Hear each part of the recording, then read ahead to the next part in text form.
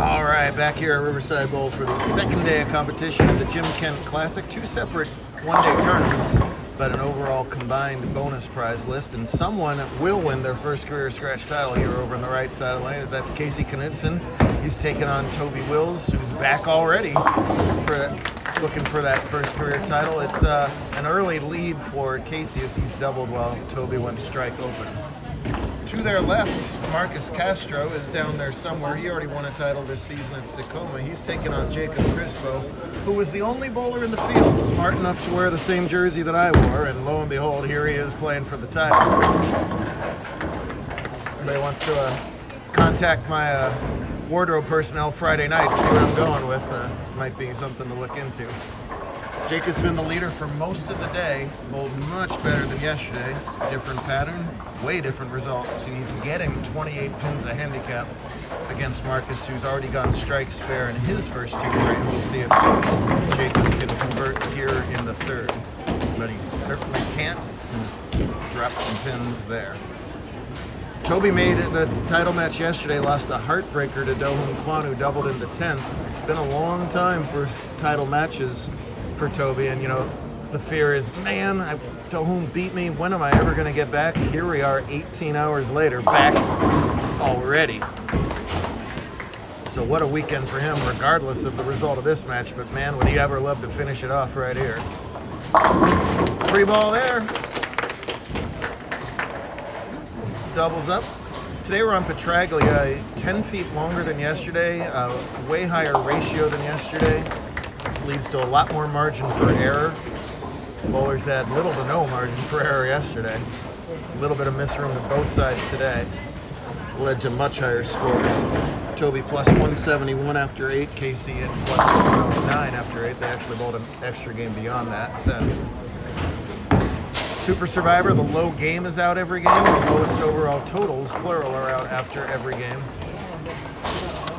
The round before this is really the round of the tournament, as it goes from 6 handicap bowlers down to 2 and 5 scratch bowlers down to 2. Toby flirted with low game last match, but bowled well in the 9th and 10th to put that away, while Crispo has been untouched. Here comes Castro on camera to the left. He's got strike working, and we'll have issues there in the 4th.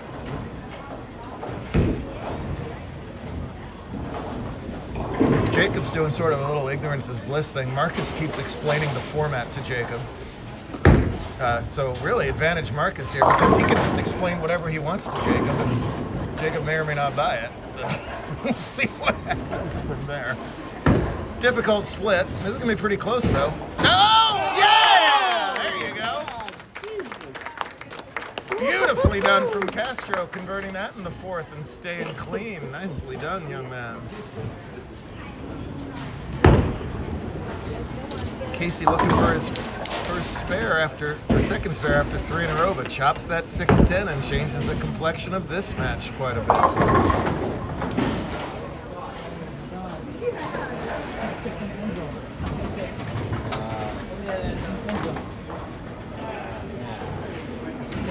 Was that a punt return?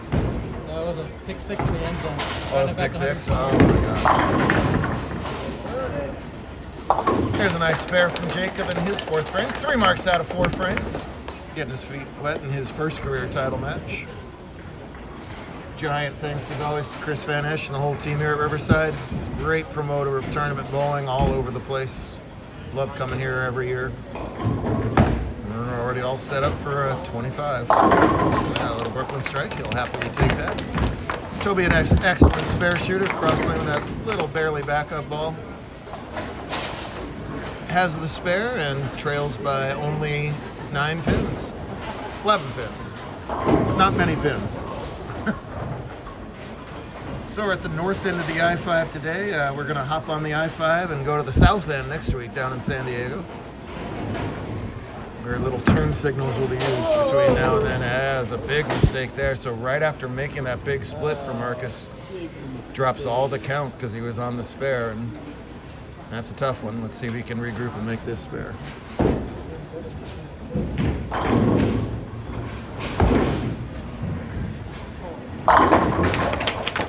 Ball from Wills. Toby, a high game today of 270, 270. I think was the high game of the tournament. I can't think of anything higher. Got him into contention. That was back in game 3. Wow. Lucky break on the Brooklyn side. Marcus does cover that spare. Lost all the count, but at least he continues to mark. Casey lets it fire. And 10 in the pit. He pulled a great game to hold off a furious charge from Spencer Dessart. They're on the same pair last match. He went 220 something, Casey did. Spencer went 250 something, and then had a fill ball he would like to have back. He's staring at me right now. To just fall a few pins shy of Knudsen, but still get a fine third place finish.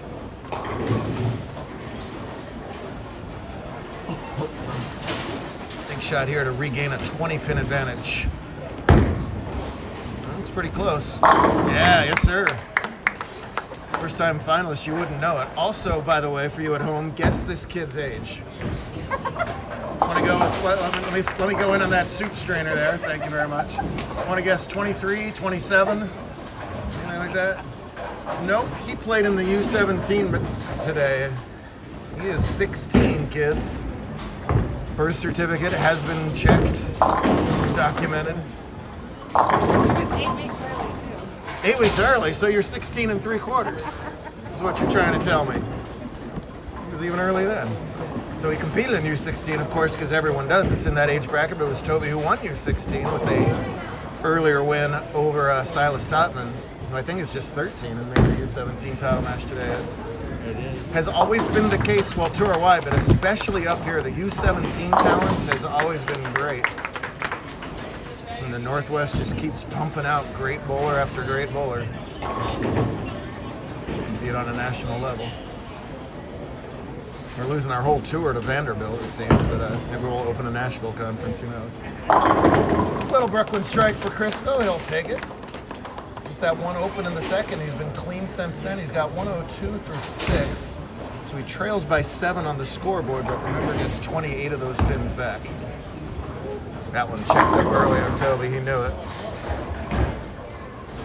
When you see that ball start to change rotation when it's barely past the heads, that's a ball that's checked up way too early. Usually it's the lead to a hit like that. It's kind of been a Brooklyn festival over there as Castro gets another one on the other side, but it's an X on the screen, that's all that matters. And we'll maintain that overall lead. Makeable split for Toby, but fires it past that 3-pin. Falls further behind in the match. 30-pin advantage for Casey this time as that first career title is looming larger. Well, Marcus maybe should have stayed Brooklyn as he gets a little bit better shot, but ends up right through the schnoz for a 7 count. Knudsen to take full command of this match, begs for it to push, but look out. Boy, oh boy, same scenario in both divisions. Big, wide open splits for the guys that were ahead in their matches. Castro's got 137 through 8. Crispo now leads by 5. If I'm Casey here, I get these 2 pins a count. You never know what's going to happen in the last 2 frames. He's got a double working, so that's 6 pins a count. Available lookout on the scoreboard. It's the right move for him to get the 2 there. Highly unlikely to get better. Now give him 158 through 8, and his lead is cut to 14. Both bowlers on opens heading into their 9th frame. So still in control of this match. Get that good 9th frame for anything to happen as Jacob covers his spare.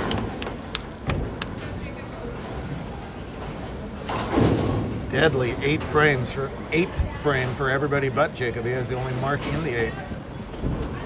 Up quickly as they usually are in that division. Casey's going to get this shot off first. Again needs it to push. That time it does. And yet another Brooklyn strike over here. We are going to cut these kids' right arms off. They don't need them. They're lefties. It's all right. Still a strike up there.